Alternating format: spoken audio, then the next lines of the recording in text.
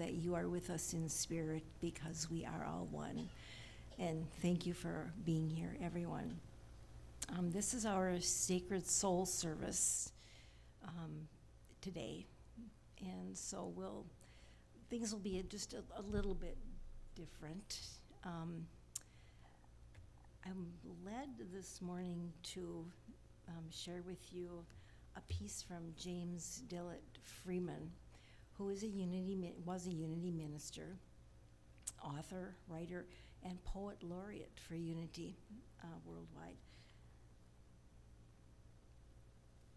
To me, we're focusing now on our divinity, the who am I?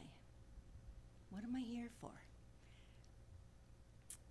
So this piece, I was guided to share this today. So this is James Dillett Freeman, an article that was published in Angels Sing in Me, and it's titled, How Did You Turn It Off? That captured me. So this is what he said in this piece. I said to the Master, how do I turn on the power of God? The Master said, how did you turn it off?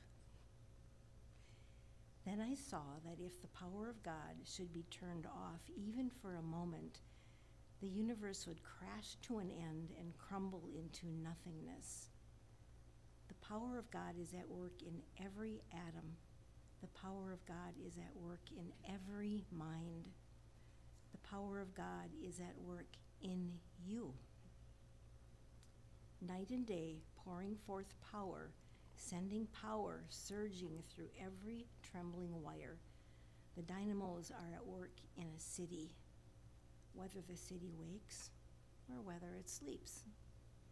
Night and day, the power of God is at work, whether you turn it on or not, whether you are awake to it or not, whether you know it or not, whether you invite it in or not. The power is at work, and it is at work in you. You can refuse to use the power consciously, that's all. But always, when you refuse to use the power consciously, the power may unconsciously use you. The power of God presses at every point of being, waiting to be drawn forth. How do you draw it forth? Is not the best way to let it draw you forth? For you can use the power of God to the extent of your capacity, but God uses you to the extent of his capacity. So when you let God use you as God finds good, who can foresee what good will be brought forth? That's what we're here for. Not just here today, but in our lives, functioning on this planet as beings of the divine sovereign beings, right here, right now, every moment of this lifetime. Unity co-founder Charles Fillmore had this to say in Jesus Christ Heals, a book that he wrote. So God is in us, the little seed through which is brought forth the strong, healthy Christ person. The still small voice at the center of our being does not command what we shall be or what we do or not do. It is so gentle and still in its work that in the hurly-burly of life, we overlook it entirely. We look out, and beholding the largeness of the world of things out there, we begin to cast about for a God corresponding in character with this world. which to me speaks to the transcendence of Spirit, of Mother, Father, God. And that Spirit is not only in us, it is us. So we have the choice. Am I going to consciously use this power? And I'll just say, from my experience, when I do, holy wow. So let's move on with our vision statement. Let's say together our vision: a spiritually awakened world, united in love, empowered in truth, and alive with infinite possibilities. And our mission statement: awakening divine potential in all through love, learning, prayer, and positive living. And our values: acceptance, compassion, connection, diversity, love, peace, prosperity, and spiritual growth. And we celebrate our children. Unity of Appleton sees the divinity in all children and nurtures their unfolding spirituality. And today our focus is on our third principle. Let's read it together. I create my experiences by what I choose to think and what I feel and believe. And our daily word for today is world peace. And not ironically, definitely a synchronicity, the workbook lesson from A Course in Miracles today, day 200, is there is no peace except the peace of God. It goes on, I'll be brief here: accept this fact, seek no further. There's nothing else for you to find except the peace of God. And we know that it is within us, and it radiates out from us. So our daily word: world peace. The peace of my soul brings peace to the world. The Bible's sacred pairings, lions and lambs, swords and plowshares, reveal that peace becomes possible when I and others hold life's polarities in harmony. These verses remind me that wholeness arises not from opposition, but from integration. Within all people, strength and tenderness, boundaries and compassion, courage and vulnerability arise from the same divine source. Lion and lamb are not rivals. They are facets of one creation. Sword and plow are not contradictions. They are different tools for transformation. Peace begins when we see that opposites, both within and around us, can be allies rather than adversaries. As this realization takes root, any impulse to defend or harden begins to fade. And from the prophet Isaiah: they shall beat their swords into plowshares and their spears into pruning hooks. Nation shall not lift up sword against nation.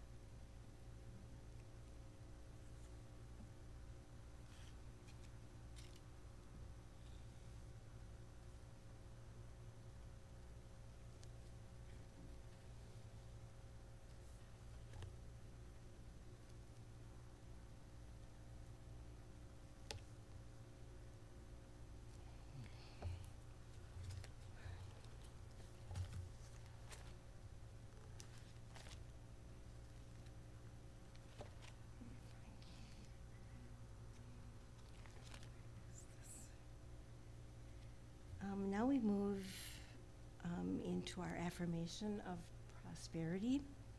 This is the time when those of us who feel Unity of Appleton is our spiritual home practice putting spirit first in our financial life. This practice prospers the spiritual community we love and supports our own spiritual growth and prosperity. Please give whatever amount Spirit guides you to give, whether it is in person or electronically, whatever that amount is. Take that gift into your heart and bless it with your love. Feel free to bless the plate as it passes by. Let yourself feel grateful to God in you as your one source. Then please join in our affirmation of prosperity. Unity of Appleton is alive with the energy of spirit and in the flow of divine abundance and radiant with unlimited possibilities. And please say with me our celebration of giving and receiving. Divine love in and through me blesses and multiplies all that I am, all that I have, all that I joyfully give and willingly receive. I give in love, and I trust God as my source.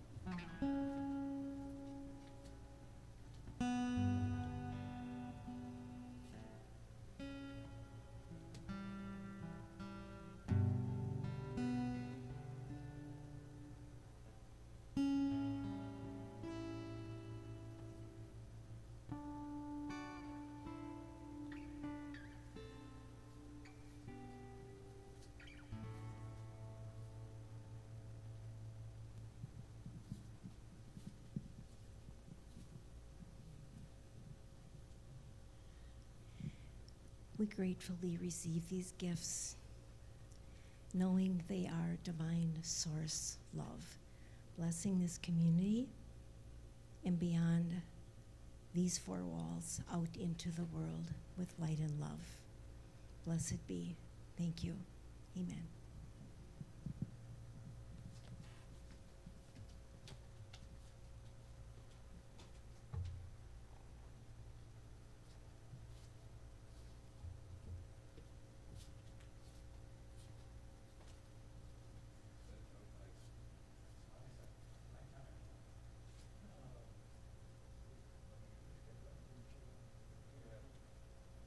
Now, is it coming through? Okay, good. So now I know I'm supposed to be here. Last time, I was focused on Unity's first principle. God is all in all, and I entitled it, Bringing Up and Personal with God. Because really, I think that's the only way we can bring something that's deeply true alive is that we have to get in a personal relationship with the truth. Today I'm going to the second principle, even though we were focused on the third. We'll do that next time. And the second one being that we're all good. We are all part of God. We are an expression of God itself.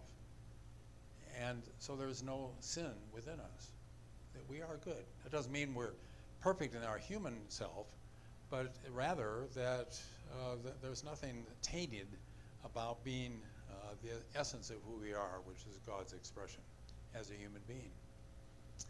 And then, as was noted in the reading today from Charles Fillmore, we can get lost in the hurly-burly of life, and it makes it more difficult to personalize the sense that we are an expression of God. One of the most common and famous, probably, sayings that Unity has is that we are spiritual beings having a human experience. Oftentimes we say that, the emphasis kind of leaves us typically with the human experience. Spiritual beings having a human experience. And we can so easily get lost, can't we all, in the daily life of ourselves. from simply getting up in the morning and getting dressed and brushing our teeth, or preparing breakfast, or getting out in the world and meeting all the obligations and tasks that we can have or that we hear about too. Anyway, we get absorbed in worldly ways, and it just seems like the sense of our spirituality gets absorbed in the human, as Charles Fillmore, yes, noted, that we get lost in that hurly-burly of life. If we're really going to make spirituality really the home, if you will, the reality that can govern us even when we get lost in the humanness about our lives, then we need to make it personal. And which really means we need to feel it. You know, it's been said that when we listen to somebody, we may remember for a short time what they said. We may reflect a little bit more on what they did, but we will never forget how they made us feel. And I think that's really what our need is, to bring spirituality into every fabric, every moment of our human lives, is we need to feel Spirit's presence, even amidst the hurly-burly. So that's really the emphasis that I'm trying to bring today, as with last time, is to bring up and closer to the spiritual as we feel it, not just know it. So today we're going to have some exercises around just that. It's been noted that, as I was saying about what we feel, we remember. And so today I'm trying to help you feel the spirituality, the Spirit's presence amidst as you go about your daily life. We have over 1,400 minutes in 24 hours. We have over 86,000 seconds in every 24 hours. What percentage of those minutes and seconds are absorbed in what we're about in the physical sense, in the human sense? Probably a majority of them. And that's not a fault. In fact, as it was noted in the reading from Daily Word for today, the focus has to be integrating the human and the spirit. We can't put human over here, spirit over here. That's not going to really work. But we need to bring them together, but with the idea that spirit is the ground of all of it. And as we can feel the ground of spirit in our human existence, it changes everything. Remember, for instance, one of the highlights of your life, if you can just take a moment to think of anything that, or any place, or any situation, or any time that really caught your heart, your soul, into the realm of awesome, into the realm of wonderful. Think of any time such as that. And note that that is your feeling entrance into the recognition that Spirit is present. And if you use that recognition of that specialness and bring it into the now, bring it into what you do every day. You get up out of bed. You get into the bathroom. You brush your teeth. You get to the kitchen. You make your breakfast. You get to the car and you get out into the world. But as you do each of those things, as they come to mind, bring the awesomeness of what I was just asking you to anchor yourself, to access. Bring that awesomeness to your daily activity. So there's not a loss of awesomeness and total absorption in the daily activities. Rather, the daily activities is anchored by the awesomeness. So even as you go about each and every mundane item of our lives, and we all do it, it's not lost. The Spirit is not lost. The Spirit is simply present in and of that. It's embedded in it. Every fabric of our moment, every minute, every 86,000 seconds is saturated with spirit. Isn't that awesome? And to really feel that by recognizing the awesomeness that I just had you feel from a memory, but then bring that into your mundane. It's been noted that another exercise is that we are the screen and our lives, daily lives, are the movie. So we're always seeing our daily lives played out on a screen. But the screen never changes. The screen is the backdrop. The movie could not exist without the screen. The screen is our spirit self. And so even as we look at the activity on the screen of our daily lives, we're actually witnessing the screen. Oftentimes we get lost in the activity of the movie of our lives, but the screen is always there. The screen is calm. The screen is at peace. The screen is actually the source of all love and joy and goodness. Is really coming from the screen itself, regardless of what is being depicted in the movie. There is peace and joy and love because the screen is the source of it. So that's another way, another experience to bring into your mundaneness of life that we all have, the reality of spirit. Spirit is behind that always. I think I was passed out 2 cards with pens, and on if you take a card, the first card, one of the cards, and on one side, draw a big circle, and in that circle, in large letters, so it takes up most of that circle, write human.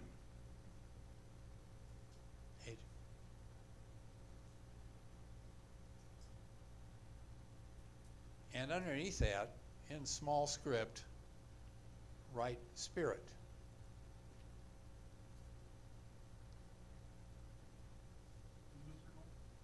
I'm sorry? Yes, spirit in the circle, writing, thank you, but in a small script. The circle is ourselves. If you don't have a pen that works, raise your hand so that you get one that does. I think we need some more pens over here. The ones that have a little red thing, just pop that little red thing off. That's just it. Sorry, everybody for No, that's all right. I want to make sure you can do it. So is everybody done? A circle, and in the circle, in large letters, is human, and underneath that in small script is spirit. So next to that circle, write down what your thoughts and feelings are about being identified by that circle. If that's who you operate with as being you, what are your thoughts, dominant thoughts and feelings in this circle? Human is bold, big, and dominant, and spirit is small. And what are the consequences? What results?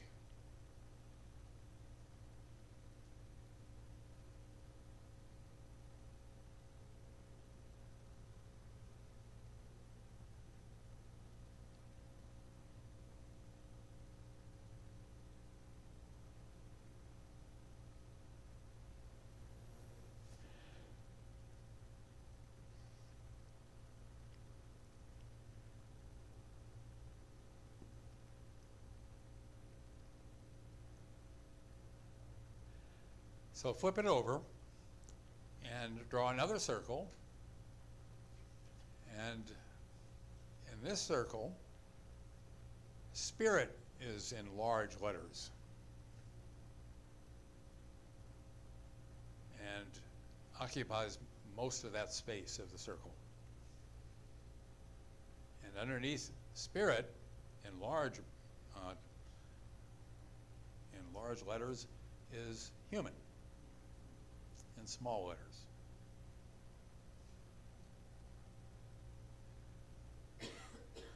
And what are your thoughts and feelings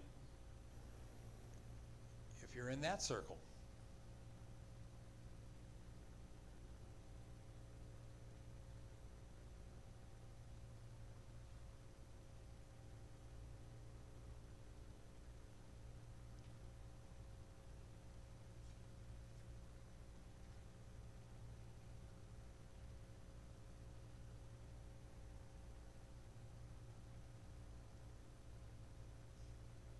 And what are the consequences of living as that circle?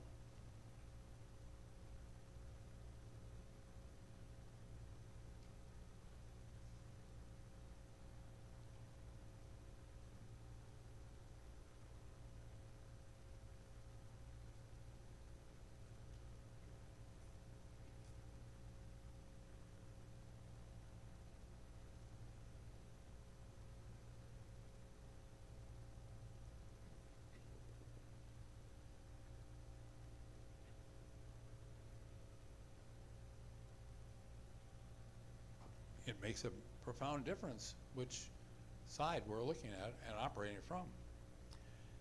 However, we're going to go one more step further, and that'll be the second card that Oprah will be given. And on this one, draw another circle and put spirit all around the circle and human inside the circle.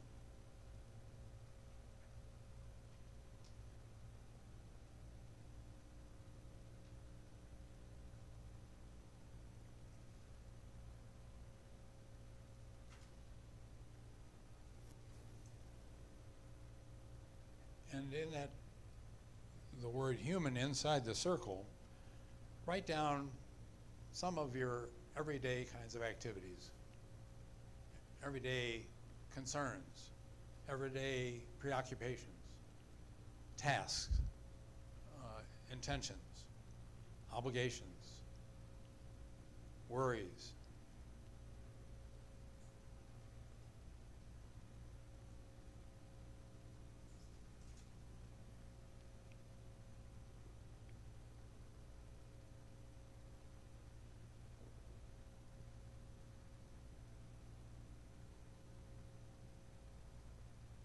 Now notice what it feels like. What are the consequences of this way of illustrating, this way of diagramming or understanding spirit and human. Spirit is the whole thing, and within that is the human and all the different experiences that you and I have as human. Well, what is the consequence now of spirit encompassing all of that? Human is integrated as spirit because the human is not other than spirit. There is no separation from the human and the spirit, regardless of how we can operate as if there is a separation. It feels unspirit at times, but when we have it all together, what difference does that make? We still have our human experiences, but we know it's all part of spirit. It's not human over here and spirit over here. It's all together. So what's the consequence for that? And you can write that down. To know that your human experiences are simply spirit in expression.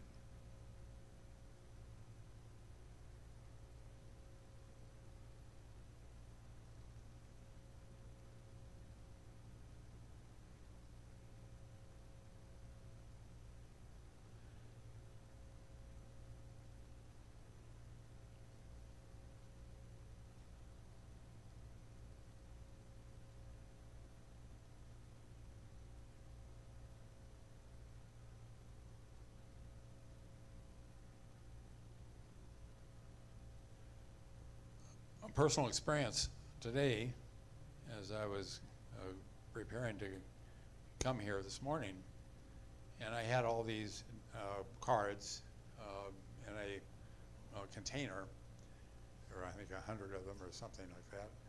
And I unfortunately picked up the container from the wrong side and dumped it along the floor. And my first example was, damn it. But then I recognized, wait a minute, I'm still part of spirit. So it was a wonderful object lesson for me that in the moment of my aspiration and frustration, trying to get here and get everything together, and it all fell apart all of a sudden. To me, that's a wonderful example, beautiful example, powerful example, isn't it, of being human. And I remind myself, wait a minute though, I'm spirit. And so I took a deep breath of spirit. And yes, it was frustrating to pick up all the different cards and try to put them together. But I did that with a deeper recognition that in doing so, I'm not just simply experiencing a human frustration. I'm experiencing a spiritual truth. That nothing is outside this messiness of life. The hurly-burly, as Charles Fillmore put it.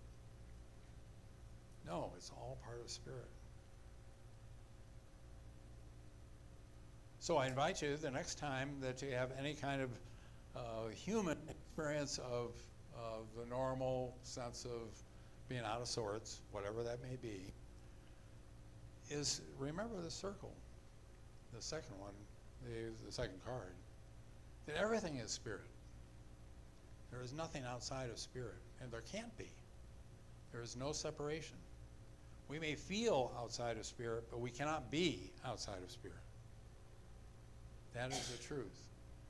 And so the more we bring that into practice with the hurly-burliness of life, the more we stay grounded, which is really what Unity is trying to do, what all spiritual, authentic spiritual movements are trying to do, is bring us constantly into the awareness that we are spirit. And we may continue having the human experience, but it's all wrapped in spirit. And so from that recognition, I leave you this morning, and I'll invite Teresa to come up and do the second part.